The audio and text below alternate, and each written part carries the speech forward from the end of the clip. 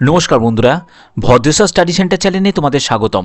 আইসিডিএসে নতুন নিয়োগ 2024 কর্মী ও সহায়িকা পদে নিয়োগ করা হচ্ছে, যেখানে যোগ্যতা শুধুমাত্র উচ্চ মাধ্যমিক পাস যোগ্যতা থাকলেই কিন্তু তোমরা আবেদন করতে পারবে। এখানে আবেদনের লাস্ট ডেট 20 মার্চ 2024। সম্পূর্ণ বিস্তারিত তথ্য এই ভিডিওর মাধ্যমে তোমরা জানতে পারবে। ভিডিওটা কিন্তু খুবই ইন্টারেস্টিং হতে চলেছে এবং ইনফরমেটিভ হতে চলেছে। তো কমপ্লিট ভিডিওটাকে দেখো, তাহলে তোমরা কমপ্লিট ইনফরমেশন পাবে। তো মূল ভিডিওতে যাওয়ার আগে তো বন্ধুরা, আমি পিডিএফটা ওপেন করে নিয়েছি। তোমরা এখানে দেখতে পাচ্ছ যে government of West Bengal office of the child development project officer অর্থাৎ আইসিডিএস এর তরফ থেকে এই নিয়োগ বিজ্ঞপ্তিটি প্রকাশিত করা হয়েছে। এটি আজকের একদম লেটেস্ট একটি আপডেট। তো এখানে তোমাদের আবেদন করতে গেলে সম্পূর্ণ কিন্তু অনলাইন মোডে কিন্তু তোমাদের আবেদন করতে হবে। প্রতিটি তথ্য কিন্তু খুবই গুরুত্বপূর্ণ, খুব মনোযোগ দিয়ে শোনো। তো এখানে কিন্তু কোনো রকম অফলাইন মোডের কিন্তু অপশান থাকছে না, এবং এখানে যোগ্যতা যেটি প্রয়োজন সেটি হচ্ছে উচ্চ মাধ্যমিক পাস। তুমি যে কোনো শাখায়, তুমি আর্টস হও, সায়েন্স হও বা কমার্স হও, যে কোনো শাখায় উচ্চ মাধ্যমিক পাস হলেই আবেদন করতে পারবে। এবং আরেকটি কথা তোমাদের বলে রাখি, আগে কিন্তু এজ ছিল 18 থেকে 40 বছর, তবে সেই এজ কিন্তু কমিয়ে 18 থেকে 35 বছর করে দেওয়া হয়েছে। এর জন্য তোমাদের আগেই আমি একটি ভিডিওতে তোমাদের বলে দিয়েছিলাম যে এজকে কিন্তু ডিক্রিজ করা হয়েছে। তো দেখো, এখানে উচ্চ মাধ্যমিক যোগ্যতার ক্ষেত্রে তোমাদের ক্লিয়ার করে দিই যে এখানে কিন্তু কোনো পার্সেন্টেজ অফ মার্কসের কোনো ব্যাপার নেই, যে 50%, 60%, 90% এরকম কোনো ব্যাপার নেই। জাস্ট পাস যোগ্যতা থাকলেই কিন্তু আবেদন করা যাবে। তো চলো স্টেপ বাই স্টেপ আমরা বুঝে নিই। তো কী কী যোগ্যতা থেকে শুরু করে আবেদন পদ্ধতি, প্রতিটি ডিটেলস ইনফরমেশন এবং সিলেবাস কি, প্রতিটি তথ্য খুবই গুরুত্বপূর্ণ। ওকে, তো এখানে দেখতে পাচ্ছ যে তোমাদের এখানে একটি অনলাইন অ্যাপ্লিকেশান পোর্টাল দেওয়া হয়েছে। এর লিঙ্ক আমি ডেসক্রিপশানে দিয়ে দেবো, তোমরা সেখান থেকে ডাইরেক্ট কিন্তু আবেদন করতে পারবে। এখানে দেখো, এখানে কবে থেকে আবেদন শুরু হবে, সকাল 10টা 20 ফেব্রুয়ারি 20 ফেব্রুয়ারি থেকে তোমাদের আবেদন শুরু হবে এবং 20 মার্চ 2024 মানে বিকেল 5:30 হচ্ছে তোমাদের আবেদনের লাস্ট ডেট। ঠিক আছে, তো এখানে তোমাদের আবেদন করার পরে successful submission application candidate can print knowledge receipt, অর্থাৎ তোমাদের কিন্তু তার নলেজ রিসিপ্টটাকে প্রিন্ট আউট করে রাখতে হবে। পরবর্তী সময়ে তোমাদের যখন ডিভি ইন্টারভিউ যখন হবে তখন কিন্তু এটির প্রয়োজন হবে। ওকে, এখানে দেখো তোমার বয়স কত লাগবে, 18 থেকে 35 বছরের মধ্যে তোমার বয়স হতে হবে। তবে এই এজ ক্যালকুলেট করতে হবে 1/1/2024 হিসাবে। তো এটি যারা ইউআর ক্যান্ডিডেট, যারা ইডাব্লিউএস ক্যান্ডিডেট তাদের ক্ষেত্রে বলছি, যারা ওবিসি ক্যান্ডিডেট তাদের ক্ষেত্রে বয়স হতে হবে 18 থেকে 38 বছরের মধ্যে তাদের বয়স হলে আবেদন করতে পারবে। যারা এসসি এসটি যারা ক্যান্ডিডেট আছো তাদের ক্ষেত্রে 18 থেকে 40 বছরের মধ্যে তোমার যদি বয়স হয় তোমরা আবেদন করতে পারবে। ঠিক আছে, এখানে এডুকেশন কোয়ালিফিকেশানটা দেখে নাও।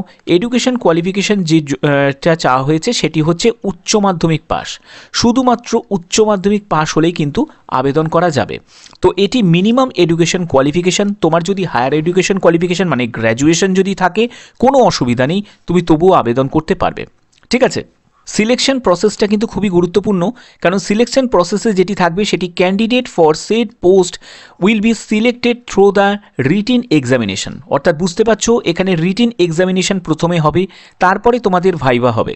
তো রিটিন এক্সামিনেশনে এবং ভাইভাতে কত রেশিওতে থাকবে দেখো, 90 নম্বরের হচ্ছে তোমাদের রিটিন এক্সাম হবে, আর 10 নম্বর থাকবে হচ্ছে তোমাদের ভাইবা মানে ইন্টারভিউ হবে।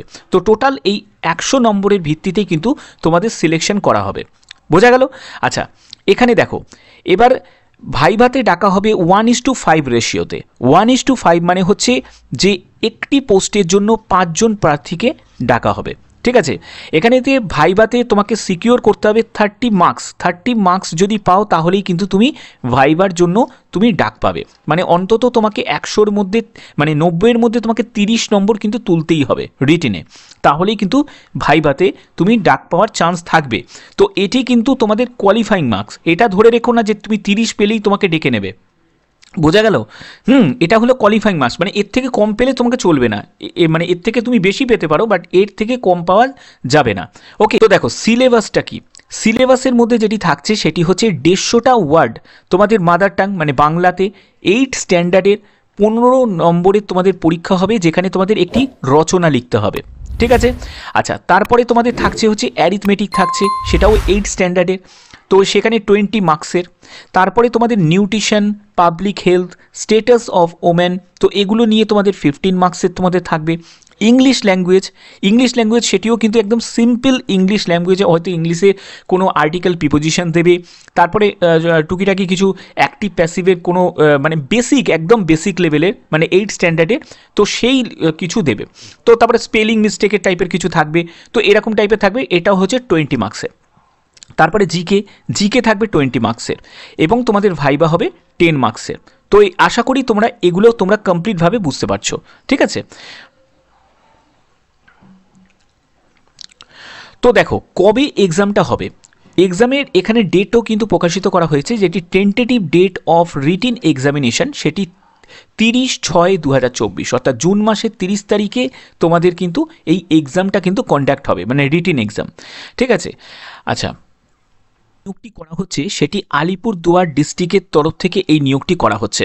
তো দেখো 23টা জেলার প্রতিটি জেলা থেকে কিন্তু এরকম নিয়োগ বিজ্ঞপ্তি প্রকাশিত হবে। অবশ্যই কিন্তু তোমরা তোমাদের জেলার নাম কমেন্ট করতে ভুলো না।